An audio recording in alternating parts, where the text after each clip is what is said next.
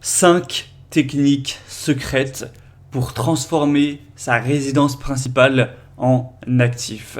Aujourd'hui, je vais t'apporter des techniques qui vont, en plus, si tu achètes ta résidence principale, de te permettre de loger sans plus jamais payer de loyer et simplement rembourser un crédit qui est en fait de l'argent que tu mets pour ton patrimoine que tu récupéreras plus tard. Des moyens en plus de tout ça de encore plus gagner d'argent avec ta résidence principale, des moyens qui sont peu connus. Tu vas voir, ça peut être hyper intéressant.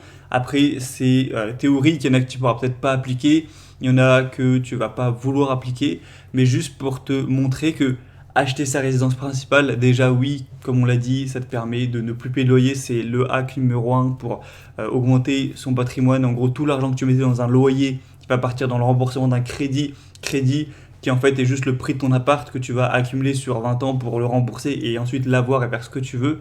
Mais en plus, tu vas même pouvoir générer des revenus avec cette résidence principale. Donc ça va dépendre encore une fois, mais on va voir ça au cas par cas. Et premièrement, la première technique secrète, c'est tout simplement louer le bien immobilier, donc ta résidence principale, que ce soit un studio, un appart, une maison, pendant ton absence. J'imagine que comme la plupart des Français, il t'arrive de partir en vacances, de partir en week-end, de partir voir ta famille, etc. Eh bien, avec un petit peu d'organisation, tu peux tout à fait louer à court terme, avec Airbnb par exemple, de la location courte durée, ton appartement pendant que toi t'es absent. Il y a plein de gens qui font ça. Bon, c'est pas un hack secret pour le coup. J'imagine que je t'ai rien peut-être fait découvrir. Mais par exemple, l'année, il y a 1 an et demi, il y a 2 ans, on avait fait le Nouvel An dans une maison avec les potes pour la fête du Nouvel An. Et bien les personnes qui nous ont loué la maison, c'était des gens qui habitaient tout simplement dedans, qui sont juste passés le week-end chez leurs parents. Voilà, ils ont dormi dans le salon ou je sais pas quoi pour libérer la maison, pour la louer. Du coup, vu que c'était pour le Nouvel An, ils ont loué ça assez cher. Je sais plus combien on avait payé, mais on était 10, donc ça revenait pas hyper cher par personne. Mais en gros, pour le week-end, on a payé, je pense, peut-être pas très loin de 1000 euros, tu vois. Donc les mecs, ou peut-être pas, mais ça m'étonnerait pas que ce soit pas très loin de 1000 euros. Donc les mecs, ils se sont générés 1000 euros juste parce qu'ils sont partis dormir chez leurs parents, tu vois. Donc c'est quand même énorme s'ils font ça régulièrement. Donc en gros, quand tu as une résidence principale, alors évidemment, si c'est un studio, ce sera pas 1000 euros. Mais en gros, imagine, tu pars une semaine chez tes parents, là où tu habitais avant, ou tu pars une semaine en vacances. Tu peux t'organiser avec quelqu'un qui est payé pour ça, qui fait rentrer les gens, ou tu peux aussi le faire toi-même, bien sûr, avec de la location courte durée. Évidemment, des gens qui vont s'occuper, s'il y a plusieurs locataires, de nettoyer les droits, entre-temps, tout ça. Mais ça peut te faire rentrer de l'argent avec une partie pour payer les gens qui vont s'occuper de l'entrée-sortie, donc la conciergerie et laver les draps ou quoi. Et du coup, le reste qui sera évidemment pour ta pomme, sans n'avoir rien à faire, puisque toi tu seras juste parti en vacances, tu vas juste libérer les lieux, et pendant que les lieux sont libérés, ils vont être rentabilisés. Donc tu peux partir en vacances, et quand tu reviens, si tu as un appart qui est assez désirable, tu peux avoir gagné 500 balles facile, et limite ça peut te rembourser tes vacances ou un truc comme ça, ou pour le week-end, et après ça variera en fonction de la valeur de ton appartement, évidemment, en fonction de si tu as un petit studio à la campagne, ou si tu as un grand appart à Paris. Voilà, ce ne sera pas le même prix du tout, mais en tout cas, c'est des moyens rentabilisés de fou, surtout si tu pars assez souvent. Il y en a, je sais, des fois, tu vois, qui sont auto-entrepreneurs, ils partent un mois en Thaïlande, tranquille, en plein hiver. Si pendant un mois, tu mets à louer ta résidence principale, tu peux te faire en Airbnb potentiellement plus des milliers d'euros. Donc voilà, ça peut être intéressant, ça peut limite te rembourser tes voyages à côté. Donc moi, est-ce que je le fais? Je te le donne en mille, non, parce que j'ai quand même des gros revenus. Franchement, je suis pas à 200 euros près. Voilà, j'ai pas envie de mettre tout ça en place pour l'instant. Mais si jamais j'avais des plus petits revenus et que ça me permettait d'investir plus, si je gagnais que 1500 ou 2000 balles par mois, je le ferais, je pense, sans hésiter, parce que ça vaudrait largement le coup. Deuxième technique secrète, c'est si jamais le bien immobilier que tu as acheté, si c'est un appartement en ville, ou en ville ou pas d'ailleurs, mais bon, et du coup livré entre guillemets avec une place de parking ou un garage pour la voiture, mais que toi, peut-être, tu es vraiment team, vraiment en mode à fond, économie, rentable, etc. Et que tu n'utilises pas la voiture, tu te déplaces en vélo pour pas payer assurance, essence, réparation, etc. Contrôle technique pour devenir riche plus rapidement. et du coup que tu ne te sers pas de cette place de parking, ça peut être intéressant de mettre aux enchères avec les autres résidents de la colocation pour quelqu'un qui voudrait la louer, parce qu'il y en a c'est bien pratique, hein, ils vivent en couple mais ils n'ont qu'une place de parking, etc. Et moi d'ailleurs je réfléchis à le faire. Actuellement je réfléchis à ne plus avoir de voiture dans ma vie et louer cette place de parking. Et franchement ça dépend complètement de la ville où tu es, mais ça peut se louer à des prix intéressants. Ça peut être seulement 50 € par mois, mais ou même moins en vrai sur des plus petites villes, ou si tu es dans des villes assez demandées où il n'y a pas beaucoup de place, ça peut monter à 70 € par mois, voire même 100 € par mois et plus, hein. Je suis sûr qu'à Paris c'est bien plus que 100 € par mois. Donc du coup c'est un petit actif bonus qui va durer pendant des années, qui va rentrer comme ça, qui va te payer une partie du remboursement du crédit, ou si tu as payé le crédit, qui va venir dans ta poche. Donc c'est quand même hyper intéressant.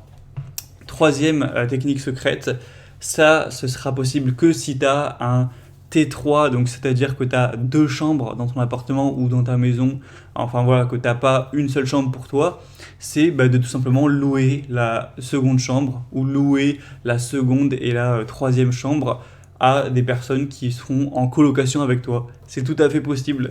Tu peux vivre chez toi tranquille, donc c'est ta résidence principale, mais si tu as deux chambres en plus, imaginons, tu fais venir deux personnes, peut-être deux étudiants ou voilà, deux personnes qui n'ont pas des gros moyens. Du coup, tu vas pas les faire payer une blinde, mais tu peux les faire payer en fonction de la ville. Encore une fois, c'est impossible de donner des exemples généraux, mais voilà, peut-être 300, 400, 500 balles par mois.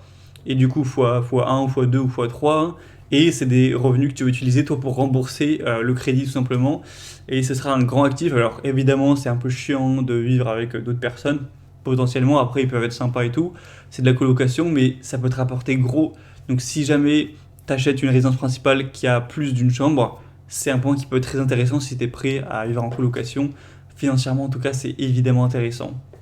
Maintenant, quatrième technique secrète.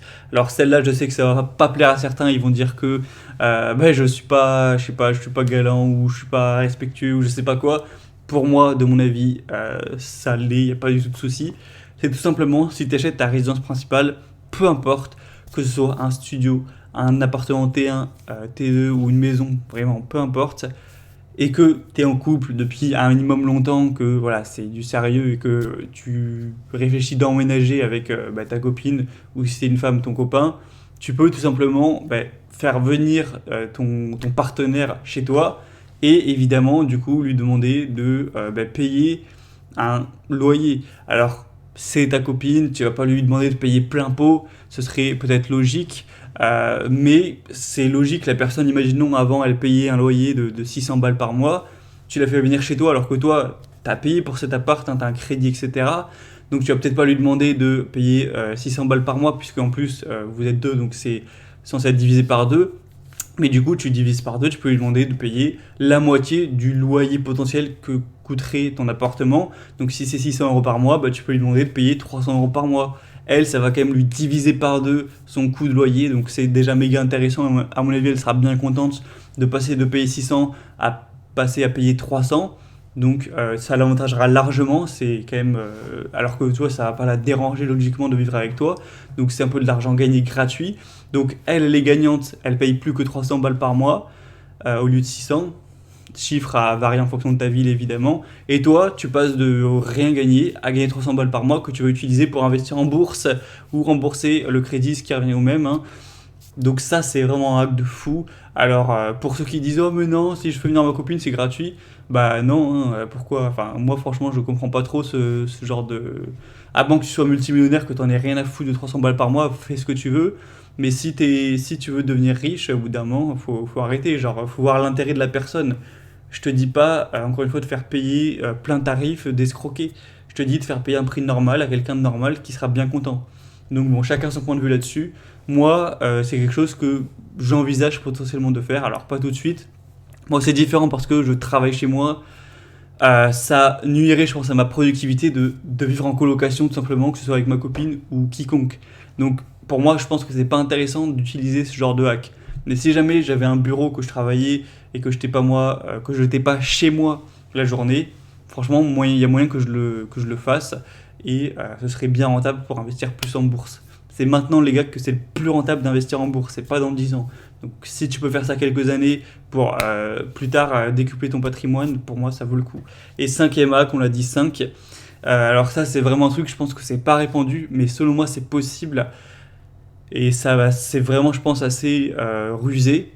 C'est si tu possèdes ta résidence principale et que tu as un travail voilà, prenant la journée ou que tu es étudiant, en gros que tu n'es pas là la journée chez toi, du lundi au vendredi, que imaginons que tu pars de chez toi à je sais pas 8h du mat et bah, tu rentres chez toi que à 19h ou bref, tu n'es pas là toute la journée, tu pourrais potentiellement louer ton appartement, ton bien la journée pour une personne qui elle veut un bureau. Et voilà, tout simplement. C'est quand même assez illogique que les personnes qui travaillent toute la journée, leur appartement est inoccupé toute la journée. Et les personnes qui ont un bureau, mais tu vois, un bureau pas avec 50 personnes, les petites personnes bah, qui travaillent de chez elles ou qui sont freelance un petit peu comme moi, qui ont juste besoin d'un bureau, d'une connexion internet, électricité et un ordi bien, qui pourraient largement aller travailler chez quelqu'un qui n'est pas là la journée et qui aimeraient avoir un bureau mais qui n'ont pas un budget énorme. C'est con qu'elles doivent louer un bureau qui va être utilisé la journée, mais la nuit ne sert à rien, n'est pas utilisé. Et tu vois, le contraste, le yin et le yang, d'un côté un appartement qui n'est pas du tout utilisé toute la journée, qui est utilisé que la nuit, et d'un côté un bureau qui est utilisé toute la journée, mais pas la nuit. Alors que on pourrait tout simplement, les personnes qui sont pas là chez eux la journée, laisser leur appart aux gens qui travaillent la journée. Et puis une fois que c'est le soir, les gens qui ont fait le travail dégagent et les personnes qui ont l'appartement re-rentrent et tout le monde est content. Tout le monde a économisé de l'argent, enfin un a gagné de l'argent, l'autre a économisé puisque ça va quand même coûter moins cher qu'un local professionnel. Et du coup, c'est pas quelque chose, je pense, qui est répandu. Mais si tu arrives à trouver ça, que toi tu pars toutes les semaines, tu peux demander à un mec de te payer, voilà, pas forcément un prix de fou, mais je sais pas, 300, 400 euros par mois pour avoir son local où il peut être tranquille, où il peut avoir un autre endroit que chez lui pour travailler. Il vient, ça vaut largement 300 ou 400 euros s'il gagne un minimum bien sa vie. Et au moins, toi, t'as rien à faire, hein, t'as juste à avoir un bureau chez toi où il vient et il part et lui laisser les clés. Et tu pourrais gagner peut-être 300 ou 400 euros de plus par mois. Donc c'est une idée assez innovante, mais je pense que ça pourrait vraiment se faire. Évidemment, moi je le fais pas puisque je travaille personnellement chez moi la journée, donc je ne peux pas faire venir quelqu'un à la place. Mais voilà, je pourrais peut-être un jour louer la part de quelqu'un la journée pour moi venir travailler. Mais bon, encore une fois, quand tu commences à avoir des revenus, tu te prends plus trop la tête avec ce genre de petits trucs. Mais c'est juste pour te dire que c'est des idées de fou quand même. Et d'ailleurs, j'ai livré ça comme ça, gratuit, y a pas de souci. Si aujourd'hui tu achètes ta résidence principale, tu vas dire adieu à ton loyer, tu vas payer le remboursement du crédit qui est de l'argent pour toi à long terme. Et en plus, si tu es un malin, tu vas pouvoir louer ton appart peut-être pendant ton absence, quand tu vas voir tes parents, quand tu es en vacances, quand tu es en voyage, etc. Peut-être que tu auras une place de parking que tu vas pas utiliser, que tu vas louer tous les mois. Peut-être que tu auras une seconde chambre que tu vas louer à un étudiant ou même peut-être un pote à toi. Hein. Je dis un étudiant, mais ça peut être une connaissance. Tu fais un prix un peu d'amis et voilà. Tu peux peut-être vivre avec ta copine dans la résidence principale en plus et du coup la faire payer une partie d'un loyer. Et tu peux même la journée louer ton appart à un freelance. Donc si jamais tu cumules les 5 techniques, c'est complètement dingue. Si tu loues pendant les vacances ou enfin les moments où tu n'es pas là, que tu loues la place de parking, que tu loues une chambre qui est présente dans l'appartement, que tu loues aussi à ta copine qui vit elle dans ta chambre, que tu loues à un freelance la journée, franchement j'essaye même pas de calculer, mais à mon avis tu te gagnes les 1000 euros par mois, tu rembourses le crédit sans rien faire, tu as même du cash en plus pour investir en bourse et tu es le roi du pétrole. Bon voilà, il y aura peu de chances que des personnes appliquent les 5 techniques en même temps, il faudrait être des ninjas secrets, mais voilà, pourquoi pas. Donc c'est tout pour cette petite vidéo, j'espère que ça aura pu t'apprendre des choses. Si peut-être que ça aura pu te motiver si toi t'as pas encore ce hack de la résidence principale. Et si c'est le cas, je te refais pas le pitch, mais sache que j'ai créé une formation complète sur un guide d'acheter sa résidence principale de A à Z, même sans rien y connaître en immobilier, en banque, en assurance, en notaire, etc. Pour voir ça, il y a une grosse réduction exceptionnelle qui se termine dans 2 jours, qui se termine dimanche, avec la moitié du prix offert pour le lancement de la formation. Donc si tu veux voir ça et en profiter, clique sur le premier lien dans la description de la vidéo. Et juste avant de te laisser, un petit mot pour te dire que la semaine prochaine, je serai à nouveau en vacances. C'est vrai, ça fait 2 fois, mais voilà, fallait que je me détende, que je retrouve une plénitude, tu vois. Donc là, je vais partir à Malte, tout simplement. Voilà, je vais partir au cours de cette semaine. D'ailleurs, à l'heure où tu verras la vidéo, je viendrai de partir de chez moi à Malte. Et je reste une semaine. Et je rentrerai donc jeudi soir prochain, en fait. Donc en gros, tout ça pour te dire que la semaine prochaine, du coup, il n'y aura plus d'émissions non plus. Mais après, ça reviendra donc dans 10 jours, ça reviendra. Et cette fois-ci, ce sera pendant plusieurs semaines d'affilée quand même. Donc voilà, c'était fin août, c'était début septembre, les petites vacances pour ma part. Tu m'en voudras pas. Et du coup, je te dis, aussi, je te retrouverai dans les emails qui, eux, ne s'arrêtent pas, comme tu le sais. Et du coup, je te dis peut-être à dans 10 jours pour l'émission. Et sinon, à tout de suite pour ceux qui vont commander la formation. Ciao.